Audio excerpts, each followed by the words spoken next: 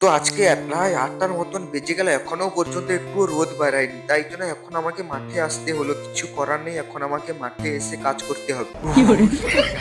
আমাদের মাছ চাষের ফিশারিতে এখানে ছোট ছোট বীজ ধানে তলা পড়েছে, এই তলায় জল হয়েছে, এই জলগুলো সেচতে হবে। এই ঠান্ডার মধ্যে জলগুলো সেচতে হবে, কিছু করার নেই, না হলে ব্যানতলা মরে যাবে। কি বলবো, জল পুরো একদম বরফ হয়ে আছে, যেন একদম ফ্রিজের ভিতরে যেন পা ফেলছি আমি।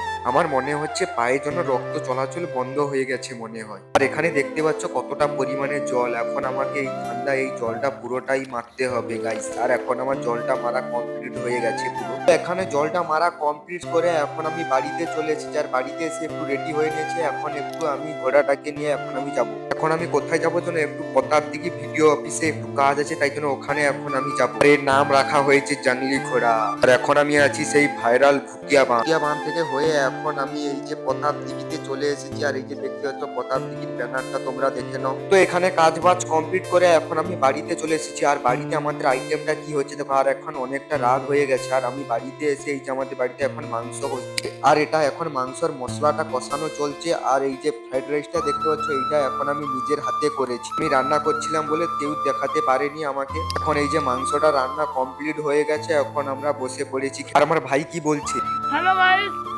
দেখুন আমরা কি খাচ্ছি। এখন আমি খাই। নেক্সট ব্লগে দেখা হচ্ছে, টাটা বাই বাই।